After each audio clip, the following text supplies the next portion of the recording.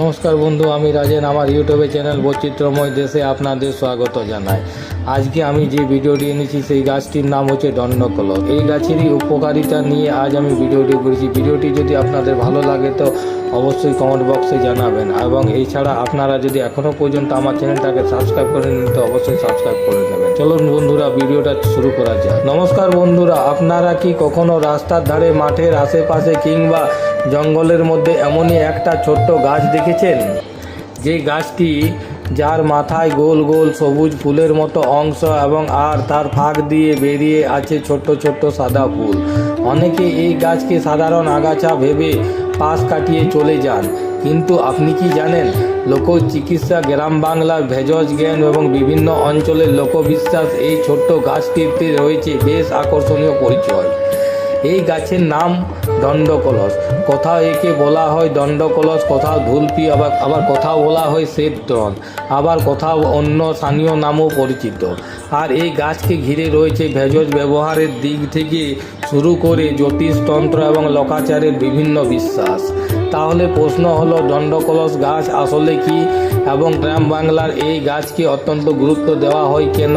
ভেষজ হিসাবে এর কি ব্যবহার প্রচলিত আছে, আর তন্ত্র এবং জ্যোতিষের সঙ্গে এই গাছের কি সম্পর্ক রয়েছে? আজকের ভিডিওতে জানবো দণ্ডকলস গাছের সেই অজানা গল্প। ভিডিও শেষ পর্যন্ত দেখুন। দণ্ডকলস গাছের পরিচয়। প্রথমে গাছটির পরিচয় জেনে নেওয়া যাক। এই গাছের বৈজ্ঞানিক নাম লিউকাস অ্যাসপেরা।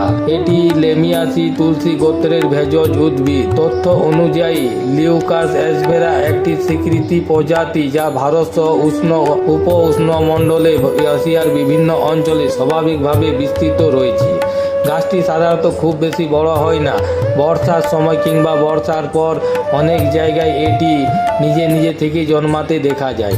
রাস্তার ধারে, মাঠের পাশে, অনাবাড়িত জমিতে এবং পাথুরের মাটিতে কিংবা ঝোপেঝাড়ের মধ্যে বিভিন্ন জায়গায় এই গাছ দেখতে পাওয়া যায়। এর কাণ্ড সাধারণত শাখা পোশাখা যুক্ত হয়। পাতাগুলো লম্বাটে এবং সবুজ, কিছুটা খসখসে ধরনের। আর সবচেয়ে সহজে এই গাছটি চেনার যায় যে এই গাছে সাদা সাদা ফুল, গোলাকার ফুলের মঞ্জুরির মতন দেখতে পাওয়া যায়। তবে বন্ধুরা, দণ্ডকলস নাম কেন? দণ্ডকলসের পেছনে স্থানীয় নামকরণের একটা সুন্দর বৈশিষ্ট্য রয়েছে। গাছের কাণ্ড সোজা, ফুলগুলি কাণ্ডের সংশ্লিষ্ট অংশে গুচ্ছকারে বসে থাকে, এবং দূর থেকে দেখলে ফুলের গঠন অনেকটা কলস বা পাত্রের মতো মনে হতে পারে। এই ধরনের লোকজ বৈশিষ্ট্য থাকার বিভিন্ন অঞ্চলে এই গাছকে দণ্ডকলস নামে ডাকা হয়।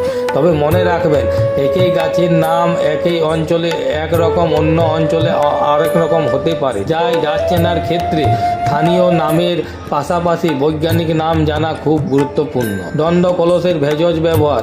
আবার আসি সবচেয়ে গুরুত্বপূর্ণ বিষয়। গ্রাম বাংলায় লোকজ চিকিৎসায় দণ্ডকলস গাছের বিভিন্ন অংশের ব্যবহারের কথা প্রচলিত রয়েছে। বিশেষ করে পাতা, ফুল এবং অন্যান্য সবুজ অংশ নিয়ে নানান ধরনের লোকজ ব্যবহার রয়েছে। তবে এখানে একটা কথা পরিষ্কার করে বলা দরকার, লোকজ ব্যবহার এবং বৈজ্ঞানিকভাবে প্রমাণিত চিকিৎসা এক নয়। গাছের একটি নির্দিষ্ট উপকারিতার সম্পর্কে লোকমুখে প্রচলিত কথা থাকলেও সেটি রোগের নিশ্চিত চিকিৎসা এমনটা বলা ঠিক নয়। সর্দি কাশির সময় লোকজ ব্যবহার। দণ্ডকলস নিয়ে প্রচলিত ভেষজ জ্ঞানের অন্যতম দিকটি হলো সর্দি কাশি এবং ঠান্ডাজনিত সমস্যায় এর ব্যবহার। গ্রাম অঞ্চলে লোকজ চিকিৎসায় এই গাছের পাতা এবং অন্যান্য অংশ নিয়ে বিভিন্ন ধরনের প্রস্তুতি এবং ব্যবহারের কথা শোনা যায়। বিশেষ করে ঠান্ডা লাগা এবং কাশি, গলা এবং অস্তিত্বের মতো সমস্যায় এই ব্যবহার নিয়ে লোকজ ধারণা রয়েছে। কিন্তু জ্বর, শ্বাসকষ্ট এবং দীর্ঘস্থায়ী কাশি, গুরুতর শ্বাসযন্ত্রের সমস্যা হলে শুধুমাত্র গাছের উপর নির্ভর না করে অবশ্যই চিকিৎসকের পরামর্শ নেওয়া উচিত। ব্যথা এবং প্রদাহের ক্ষেত্রে লোকজ ব্যবহারে দণ্ডকলসের পাতাকে কখনো কখনো ব্যথা বা প্রদাহের ক্ষেত্রে ব্যবহারিকভাবে ব্যবহারের কথা বলা হয়। পাটা বেটে প্রলেপ দেওয়ার মতো ব্যবহারে কিছু অঞ্চলে প্রচলিত। তবে অর্থ এই নয় যে এটি সবসময় ব্যবহার করা যায়। এবং দীর্ঘস্থায়ী রোগের নিশ্চিত চিকিৎসা, বিশেষ করে ত্বকের কাঁচা গাছের রস লাগানোর আগে সতর্ক থাকা দরকার। ত্বকের সমস্যায় ব্যবহার। গ্রামীণ ভেষজ জ্ঞানে দণ্ডকলসের পাতার ব্যবহার চুলকানি, ছোটোখাটো ত্বকের সমস্যা কিংবা পোকামাকড় কামড়ের ক্ষেত্রে ব্যবহার করার কথা শোনা গেছে, কিন্তু ত্বকের ক্ষেত্রে পুজ, অ্যালার্জি সংক্রমণ থাকলে নিজের ইচ্ছায় কখনো গাছের রস ও পাতা লাগাবেন না। একই প্রক্রিয়া করে না। পোকামাকড়ের কামড় এমন লোকজ ব্যবহার। আরেকটি মজার বিষয় হলো গ্রাম অঞ্চলে ভেষজ উদ্ভিদের মতে দণ্ডকলস্ক পোকামাকড় এবং কামড়ের পর স্থানীয় ব্যবহারের কথা প্রচলিত রয়েছে, কিন্তু পোকামাকড় কামড়ের পর প্রচণ্ড ফুলে যায় এবং শ্বাসকষ্ট হয় এবং মাথা ঘোরায় এবং সারা শরীরে অ্যালার্জির লক্ষণ দেখা দেয়, তখন কোনো ভেষজ উপায় না করে দ্রুত চিকিৎসক নেওয়া কাজ নিরাপদ। এবারে আসি জ্যোতিষ এবং তন্ত্রের কথায়। আবার একটি এমনই বিষয় যেটির জন্য অনেকের কাছে এই গাছ আর রহস্যময় হয়ে আছে, সেটি হলো তন্ত্র, লোকাচার এবং জ্যোতিষের সঙ্গে দণ্ডকলসের সম্পর্ক। এখানে একটা গুরুত্বপূর্ণ কথা শুরুতেই বলে রাখি, দণ্ডকলসকে নিয়ে যে তান্ত্রিক এবং জ্যোতিষিক ব্যবহারগুলির কথা বলা হয়েছে সেগুলি মূলত লোকবিশ্বাস এবং আঞ্চলিক আচার তন্ত্রের মধ্যে সম্পর্কের অংশ, কিন্তু এগুলির কার্যকারিতা বৈজ্ঞানিক প্রমাণ নেই। অর্থাৎ আমরা এগুলিকে বিশ্বাস এবং লোক সংস্কৃতির দৃষ্টিতেই দেখব। তন্ত্র সাধনায় দণ্ডকলস। লোক বিশ্বাসের অনেক গুণ ভেষজ গাছকে বিশেষ করে শক্তির প্রতীক হিসাবে দেখতে পাওয়া যায়। বিশেষ করে গাছ নিজে থেকে মাঠ জঙ্গলে জন্মায়, খুব বেশি পরিচর্যা ছাড়াই বেড়ে ওঠে, কিন্তু প্রতিকূলতার পরিবেশে টিকে থাকতে পারে। তাকে ঘিরে নানান ধরনের প্রতীকী বিশ্বাস তৈরি হয়েছে।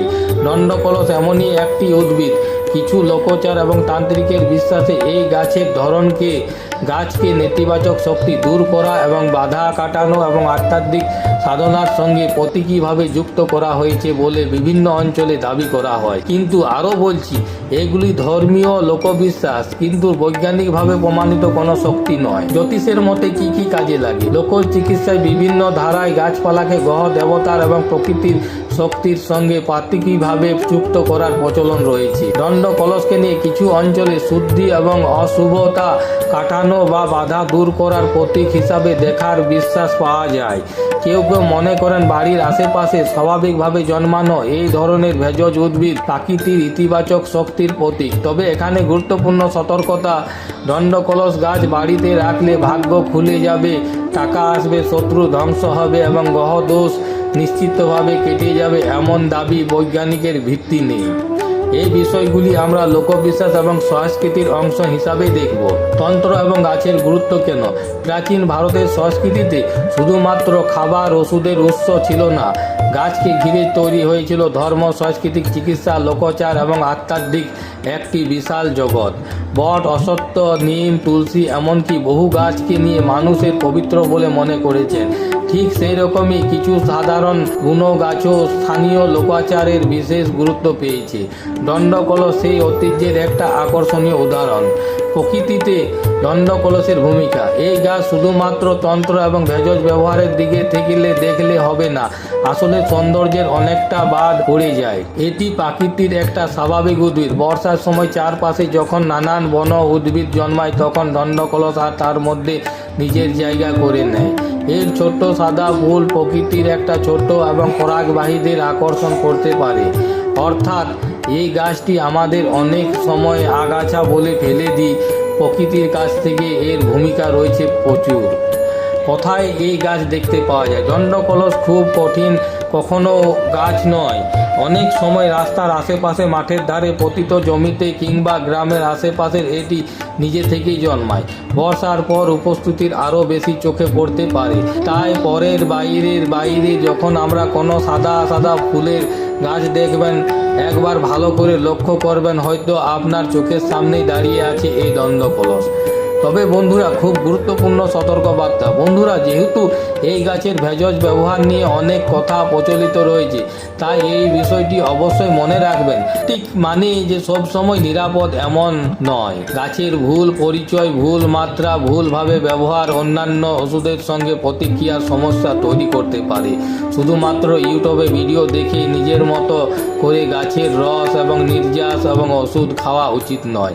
বিশেষ করে শিশু এবং গর্ভবতী নারী, প্রাপ্তবয়স্ক ব্যক্তি এবং যারা সবসময় ওষুধ খেয়ে যাচ্ছেন নিয়মিত, তারা এই সকল গাছকে চিকিৎসকের পরামর্শ ছাড়া কখনোই গ্রহণ করবেন না।